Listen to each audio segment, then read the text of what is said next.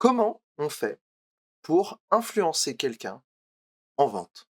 Ou en tout cas, comment ça se passe? En fait, c'est assez simple. Il va y avoir 2 scénarios. Tu vas avoir le scénario où toi, de ton côté, tu vas être d'égal à égal au niveau du statut avec ton prospect. Dans cette situation, on va avoir une situation d'influence. Dans une autre situation, tu vas avoir une situation d'obéissance. Et cette situation d'obéissance, c'est quand tu vas avoir une personne qui va être au-dessus de l'autre. Donc c'est-à-dire que cette personne-là, en fait, va avoir un statut qui va être supérieur au tien, ou quand toi, tu vas avoir un statut qui va être supérieur au sien. Comment on comprend ça? En fait, quand tu vas avoir une personne qui va avoir un statut supérieur au tien, on va avoir une relation qu'on appelle d'obéissance. Et pourquoi pas d'influence? Quand, par exemple, tu vas avoir ta mère, c'est-à-dire tu vas avoir ta mère et toi, tu as un petit enfant. Et en fait, ce petit enfant, il n'a pas le choix d'obéir à sa mère.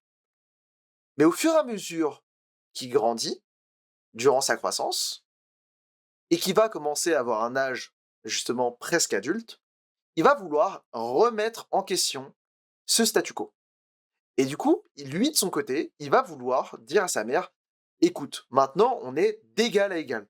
On n'est plus justement dans un statut d'obéissance, on entre dans un statut d'égal à égal, et du coup, bien évidemment, ta mère ne va pas t'obéir.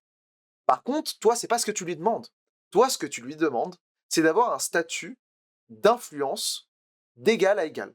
C'est-à-dire que vu que vous êtes d'égal à égal, vous avez la capacité mutuelle de vous influencer parce que vous vous accordez un respect mutuel. Et du coup, vous allez vous retrouver dans une situation où vous allez être d'égal à égal, ta mère et toi. Mais dans le cas où ça va être des prospects, dans le cas où en fait, bah, tu es un prospect et que du coup tu ne le connais pas, et par exemple, on va prendre l'exemple du fait que tu vas venir l'appeler à froid.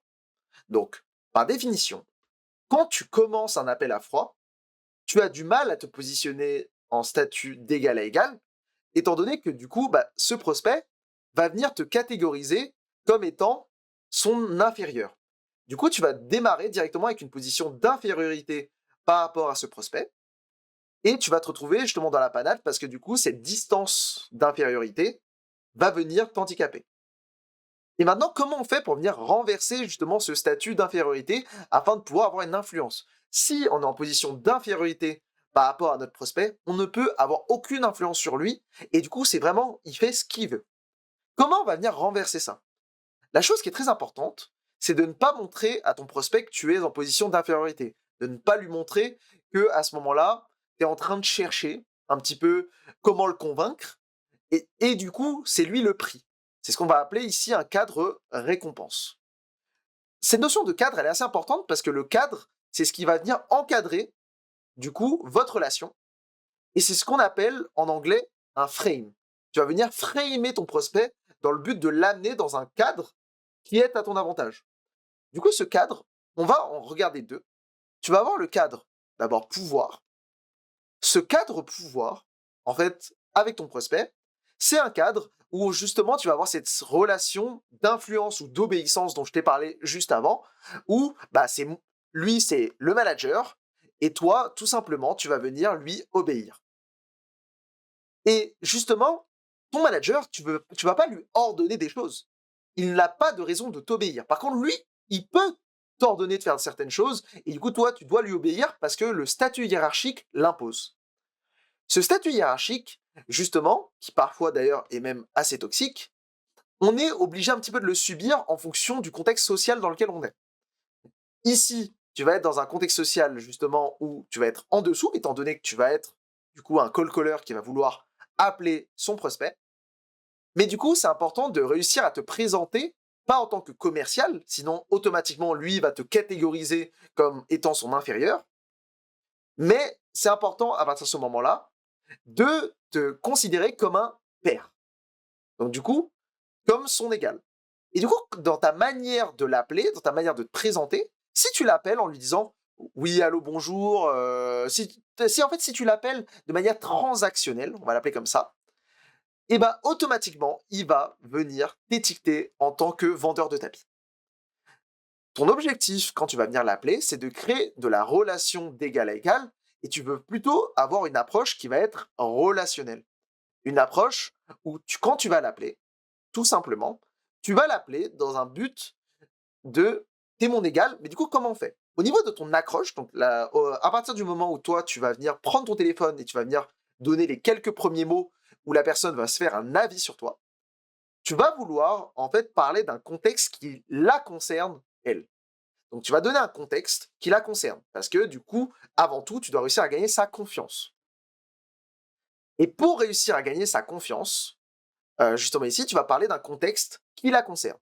J'ai vu quelque chose, on m'a parlé de vous, j'ai parlé avec un confrère, justement, qui m'a parlé de votre structure et on va prendre cet exemple. Qu'est-ce qui se passe quand tu dis: «Je parlais, par exemple, avec Nathan, qui est un de vos confrères, qui réalise, par exemple, également des sites internet, avec qui on travaille». À partir de ce moment-là, tu es en train de dire que Nathan, qui est, du coup, son confrère, qui est censé avoir un statut social équivalent au sien, et bah, toi, tu es d'égal à égal avec Nathan. Du coup, par définition, si cette personne-là, du coup, arrive à considérer ton client dont tu vas parler comme son égal, automatiquement, eh bah, c'est logique, il va te considérer comme son égal. Mais nous, c'est pas forcément ce qu'on veut. Ça, c'est le minimum. On a envie de pouvoir se positionner comme un statut de supériorité par rapport à ce client, afin de pouvoir avoir ce statut de supériorité par rapport au prospect qu'on appelle. Je vais te donner un exemple ici, mais il y a plein d'autres manières de le faire. Tu peux te présenter en disant, voilà, je travaille avec Nathan, mais il n'a pas la capacité d'absorber, par exemple dans notre cas, tous les rendez-vous qu'on pourrait lui amener.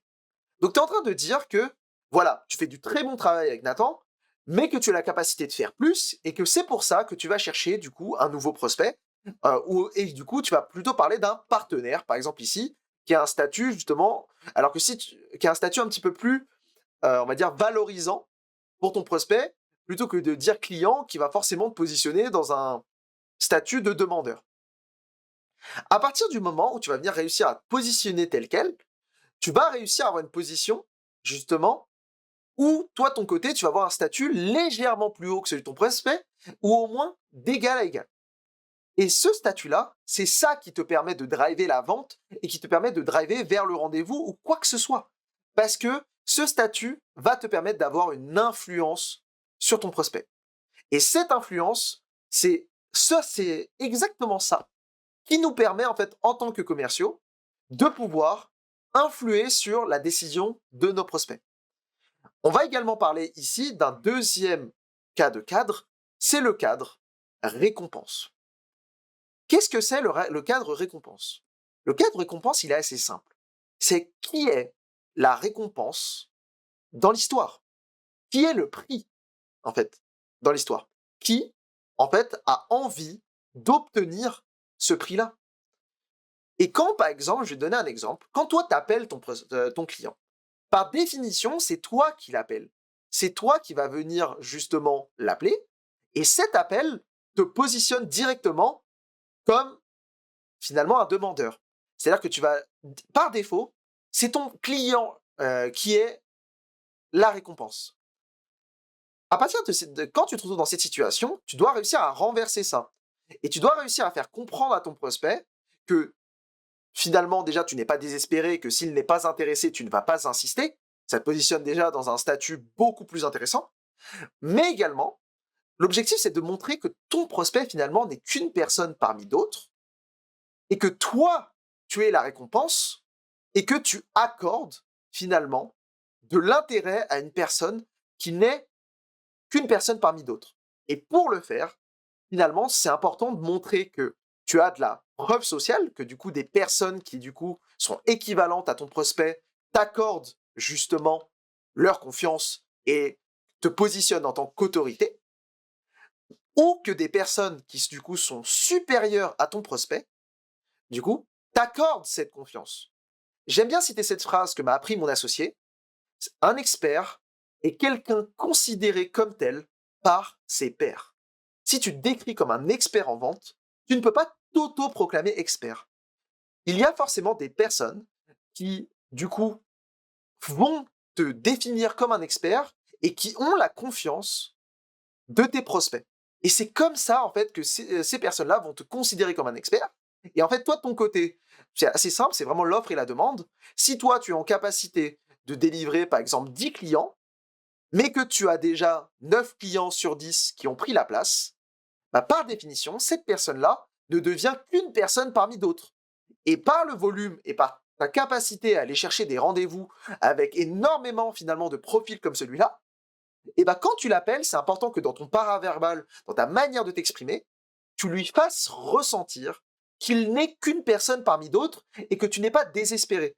C'est pour ça que quand tu appelles ton prospect, bien évidemment, l'idée n'est pas de lui faire comprendre que c'est juste une ligne parmi d'autres. Parce que si c'est qu'une ligne parmi d'autres, bah en fait, lui, il a l'impression qu'en fait, tu ne le valorises pas. Et du coup, par définition, ici, ce n'est pas forcément contradictoire, c'est juste que une ligne parmi d'autres montre que toi, tu ne fais pas l'effort de le valoriser.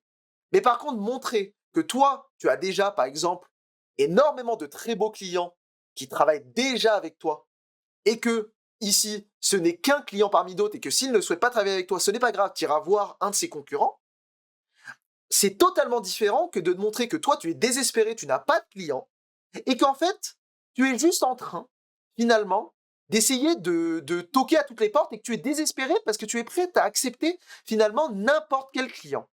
Et en fait, on va prendre un exemple assez illustré. On va prendre par exemple les relations amoureuses. Prenons par exemple l'exemple des relations amoureuses. Tu vas avoir par exemple un jeune homme qui va avoir par exemple une très belle copine. Cette très belle copine va donner cette validation sociale justement à cet homme. Et en fait, ça marche uniquement si du coup les autres femmes considèrent que cette fille est très jolie, donc au minimum égale à elle ou supérieure en termes de beauté à elle. Si tu es dans cette position, ces filles-là vont se dire, ok, si cette fille le trouve beau, par définition, je suis plus enclin à le trouver beau. Ça ne veut pas forcément dire que tu vas forcément leur plaire, mais en tout cas, le statut social ici est respecté. Mais c'est très différent de dire, voilà, j'ai une très belle copine et que du coup, je vais avoir ce statut social haut. Et ça, c'est très différent ici que de tu n'as pas de copine et en fait, tu es désespéré et en fait, tu vas vouloir aller un petit peu, bah, aller essayer de toquer à tous les râteliers. Je sais pas exactement si c'est ça l'expression, mais tu m'as compris. Et en fait, ici, tu vas vouloir tout simplement en fait essayer ta chance partout. Mais tu vas faire refuser ici, et en fait, tu vas commencer à être très needy, très désespéré. Et du coup, tu vas baisser tes standards. Peut-être qu'au début, c'est ces filles-là qui vont te plaire, mais peut-être que tu vas vouloir, en fait, en étant désespéré, vouloir aller voir des filles que toi, tu considères moins belles ou que la société vont trouver moins belles. Et bien, qu'est-ce qui se passe en fait? Quel message tu renvoies finalement aux filles que tu désirais à la base? Bah, c'est que finalement, tu es tellement désespéré que tu es prêt à aller voir n'importe qui. Et c'est exactement ça, finalement, que tu renvoies quand tu vas être commercial et que tu vas essayer d'obtenir des rendez-vous. Tu vas renvoyer tout simplement ce message de bah, je vais voir un peu partout, j'ai pas de standard, j'ai pas conscience de ma valeur, j'ai pas confiance en moi, et je suis désespéré, je suis prêt à accepter tout et n'importe quoi. Et c'est très différent de renvoyer ce message-là quand finalement tu appelles sur ta liste et que la personne elle sent que t'enchaînes juste et que t'es juste désespéré, que juste bah toi de ton côté en fait bah t'appelles peu de personnes, mais parce que finalement en fait t'as déjà ce qu'il faut et qu'en fait tu t'en fiches. Et c'est pour ça que c'est très important d'avoir ce contact très détaché avec tes prospects parce que tu souhaites leur renvoyer ce message que t'es un beau gosse, qui en fait finalement a l'embarras du choix au niveau des clients, qui a même des très beaux clients, et qui finalement a une place qui s'est libérée et qui souhaite finalement en savoir plus. Et c'est pour ça que, en tant que SDR, tu vas venir renvoyer justement un rendez-vous à ton commercial, par exemple à ton closer ou à ton account exécutive, dans le cas par exemple de produits tech. Et ce commercial, quand il va faire son travail de qualification, c'est important que lui aussi, il ne soit pas désespéré dans l'objectif d'obtenir ce client. L'idée ici est tout simplement de réfléchir à si lui aussi souhaite travailler avec toi enfin, travailler avec ton prospect et que du coup, en tant que commercial ou toi-même en tant que patron, tu te dises: «OK, est-ce que cette personne-là, finalement, j'ai envie de l'avoir dans mon portefeuille client?» Et moi, de mon côté, je refuse plus de 80 à 90 des clients qui arrivent, pas forcément parce que je souhaite pas forcément signer plus de clients, mais parce que en ayant justement ce statut, ça me permet d'être davantage respecté par mes clients, d'être payé plus cher par mes clients, mais également de faire en sorte que mon service délivre davantage de valeur à mes clients. Au final, le fait de sélectionner bien tes clients, ça permet de délivrer un meilleur service, mais ça te permet aussi d'avoir une meilleure relation du coup d'égal à égal avec tes clients, ça évite de te faire balader par tes clients, et ça permet en fait d'avoir une relation finalement de confiance, de respect, et qui te permet d'avoir des collaborations long terme. À partir du moment où tu es désespéré pour signer des clients, peut-être que la personne va céder. Mais au final, bah, ce prospect, il va peut-être travailler 1 mois avec toi.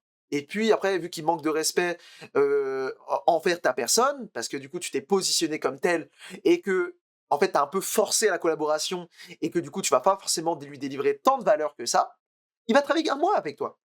Alors qu'un travail justement de discovery, de qualification qui est bien fait, c'est quelque chose que derrière, tu vas pouvoir amener des collaborations qui vont durer peut-être 12, 24 mois ou encore plus. Et finalement, ce même client que peut-être que tu as pris, peut-être même tu as finalement viré peut-être 8 clients sur 10. Mais au final, ce client-là, il en vaut 12 à 24. Alors que ces clients-là, finalement, où tu acceptes 10 sur 10 de tes clients, pardon, ici pas 8 sur 10, mais bien 1 ou 2 sur 10, on va prendre, bah, il va correspondre finalement à qu'un seul mois. Et du coup, chaque mois, en permanence, tu vas être obligé d'aller chercher des nouveaux et des nouveaux clients.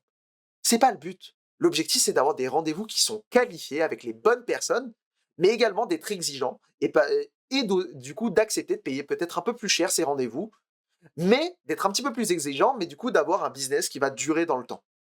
Et c'est ça le secret des business qui vont durer dans le temps, c'est des business qui du coup vont très bien sélectionner ses clients dans le but de délivrer un maximum de valeur et dans le but d'avoir des collaborations qui sont long terme. Si toi, de ton côté, tu es dans cette dynamique, que tu as un business et que tu souhaites justement travailler dans le long terme avec tes clients, aujourd'hui, du coup, chez Incentive, je suis en capacité de t'amener des rendez-vous qualifiés avec du coup des interlocuteurs de qualité dans le but que tu puisses échanger avec eux et d'avoir un échange relationnel et de voir si ça peut amener vers quelque chose. On prospecte uniquement à la performance, c'est-à-dire que si on n'arrive pas à t'obtenir ces rendez-vous, tu ne payes rien. Et si ça t'intéresse, n'hésite pas à aller sur notre site internet et à réserver un rendez-vous avec moi et je serai ravi de pouvoir en discuter avec toi et de voir si une collaboration entre nous deux serait possible. Et si de ton côté, tu n'as pas forcément d'activité, mais que tu souhaites apprendre ce métier de commercial, je fais des vidéos tous les jours pour te présenter justement ce métier et te permettre de t'éduquer sur le métier de commercial et particulièrement le métier de SDR ici. Donc du coup, les personnes, les commerciaux qui vont booker des rendez-vous pour les entreprises et générer du coup des opportunités commerciales. Euh, N'hésite pas à suivre mes vidéos et à me contacter, notamment par exemple sur LinkedIn, si tu souhaites venir bosser avec nous. On recrute en permanence des commerciaux que je forme à ma méthode. Je ne vends pas de formation payante comme beaucoup d'entrepreneurs aujourd'hui. Moi, de mon côté, je souhaite apporter de la valeur dans le but de recruter finalement ces personnes dans mes équipes. Donc voilà, c'était Sylvain d'Incentive et j'espère que cette vidéo t'a plu et je te dis à la prochaine.